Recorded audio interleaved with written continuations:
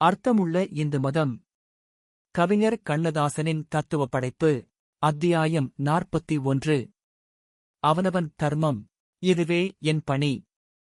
இதில் எவ்வளவு தொல்லைகள் வந்தாலும் நான் பின் வாங்க மாட்டேன். வெற்றி தோல்விகளைப் பற்றி எனக்கு கவலையில்லை. இதுவே என் கடமை.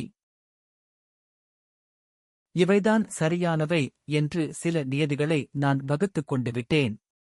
அந்தப் பாதையில் முன்னேறுவதே என் லட்சியம்.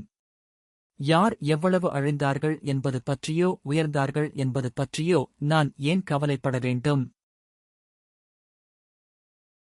இதுவே என் சுதர்மம்.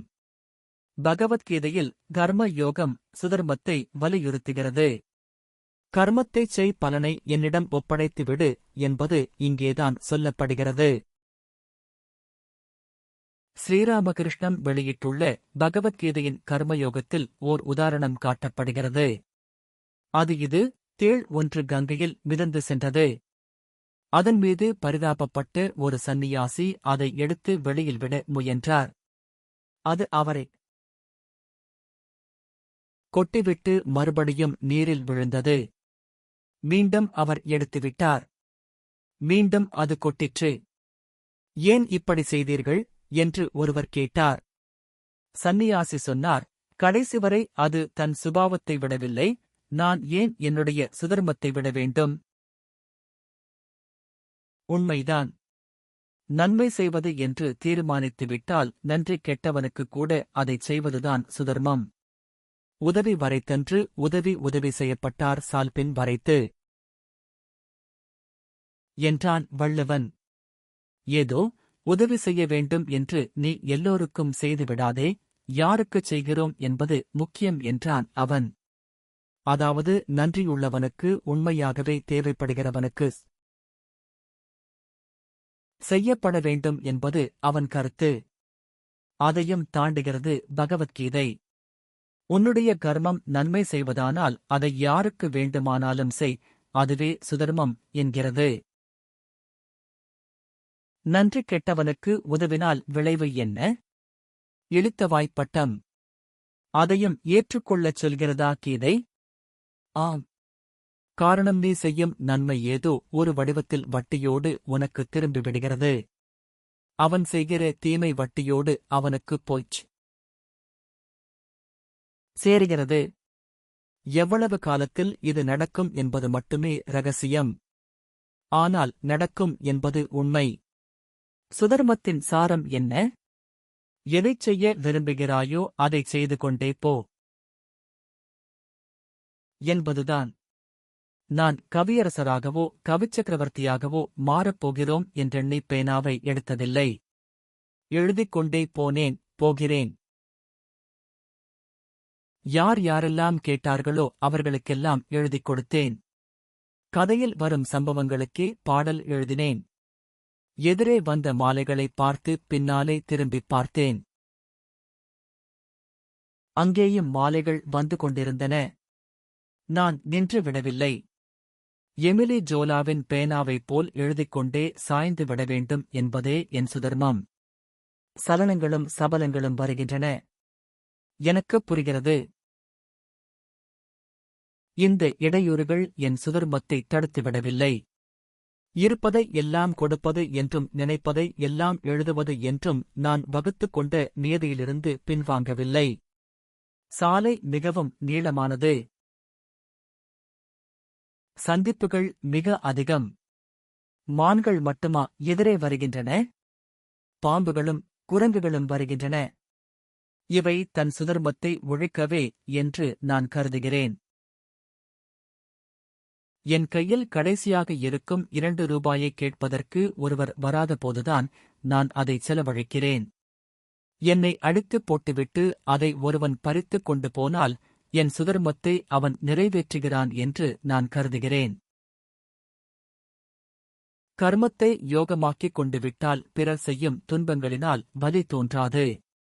அம்பு இரத்தத்தை தொட்ட பிறகுதான் பாய்ந்திருக்கிறது என நினைவு வருகிறது.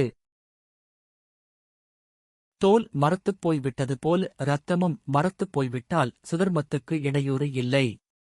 செய்யும் கர்மங்கள் ஜாம் என்று தொடர்கின்றன.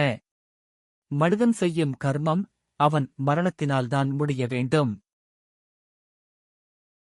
அவன் கர்மம் முடிந்த பிறகுதான் பிறர் அவனுக்கு கர்மம் செய்கிறார்கள்.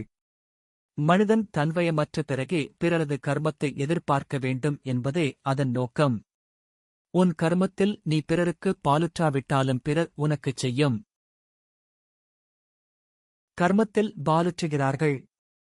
எல்லாம் நீயும் ஊற்றி இருப்பாய் என்ற நம்பிக்கையில்தான். மனைவி மகாலட்சுமியாக இல்லை என்பதற்காக நீ அவளுக்கு செய்ய வேண்டிய தர்மத்திலிருந்து பின் வாங்க முடியாது. நண்பன் நன்றி கெட்டவன் என்பதற்காக நீ உன் சுதர்மத்தை விட்டுவிடக்கூடாது. பெற்ற மகனை கர்மத்துக்கு பாத்தியப்பட்டவன் என்று ஏன் கூறுகிறார்கள்? குறைந்த பட்சம் ஒரு மனிதன் தன் மகனுக்காவது நல்ல கர்மத்தைச் செய்து சுதர்மத்தை நிறைவேற்றுகிறான். அதை மட்டுமே அவன் சுதர்மம் என்று கருதுகிறான். இது கடைசி பட்சமான சுதர்மம். வேறு ஒன்றுமே செய்ய முடியாத சராசரி மனிதனுக்கு அது கூட போதுமானதே. அவனைப் போலவே அவன் மகனும் தன் தகப்பனுக்கு கர்மத்தைச் செய்து சுதர்மத்தை நிறைவேற்றுகிறான். அப்படி செய்யாத பிள்ளைகளும் உண்டு. அவை பூர்வ ஜென்மத்தின் பாவச்சின்னங்கள் எனக்கு நன்றாக நினைவிருக்கிறது. நானும் கண்ணனைப் போல் ஒருத்தி மகனாய் பிறந்து ஒருத்தி மகனாய் வளர்ந்தவன்தான். என் சுவிகாரத் தாயார் மரணப்படுக்கையில் இருந்தார்கள். ஏதோ ஒரு பிள்ளையை சுவிகாரம் எடுப்பதே கடைசி நாளில் கர்மம் செய்ய வாரிசு வேண்டும் என்பதற்காகத்தான். பள்ளி கொண்டுவிட்ட என் தாயாரின் அருகில் நான் 10 நாட்கள் இருந்தேன். மயக்க நிலையே நீடித்தது. மரணம் தாமதித்தது. இன்னும் 10-15 நாட்களாகும் என்று மருத்துவர்கள் சொன்னார்கள். நான் சென்னைக்கு திரும்பிவிட்டேன். சில நாட்களுக்குப் பிறகு புதுச்சேரியில் நானும் இசையமைப்பாளர் விஸ்வநாதனும் உட்கார்ந்து எழுதிக் கொண்டிருந்தபோது மதியம் 2 மணிக்கு என் சுவிகாரத் தாயார் இறந்துவிட்ட செய்தி எனக்கு கிடைத்தது. என்னுடைய பெரிய கார் அப்பொழுது பழுது பார்ப்பதற்காகச் சென்றிருந்தது. தம்பி விஸ்வநாதனின் காரை எடுத்துக்கொண்டு புறப்பட்டேன். விஸ்வநாதனின் டிரைவர் முத்து ஒரு அற்புதமான டிரைவர். அவனும் வெகு வேகமாகத்தான் சென்றான். நான் வீட்டருகில் செல்லும்போது சடலம் இறுதி யாத்திரைக்கு தயாராகிக் கொண்டிருக்கிறது. சுவிகாரம் கட்டியுங்கூட கொள்ளி வைக்க பிள்ளை இல்லாமற் போய்விட்டதே என்று எல்லோரும் பேசிக் கொண்டிருந்தார்கள். 7 வயதான என் மகன் கொள்ளி வைக்க ஏற்பாடாகி இருந்தது. சடலத்தைத் தூக்க முயலும்போது நான் போய்விட்டேன். என் கண்ணன் என் சுதர்மத்தை நிறைவேற்றிவிட்டான். கர்மத்துக்கு பாத்தியப்பட்டவனை களங்கத்திலிருந்து காப்பாற்றிவிட்டான். விளைவு எதுவாக வேண்டுமானாலும் இருக்கட்டும். உன் காலடிச்சுவடிகளில் ஜாக்கிரதையாக இரு. அதன் பெயரே பகவத்கீதை கூறும் சுதர்மம். சுபம். அடுத்த அத்தியாயத்தில் சந்திப்போம்.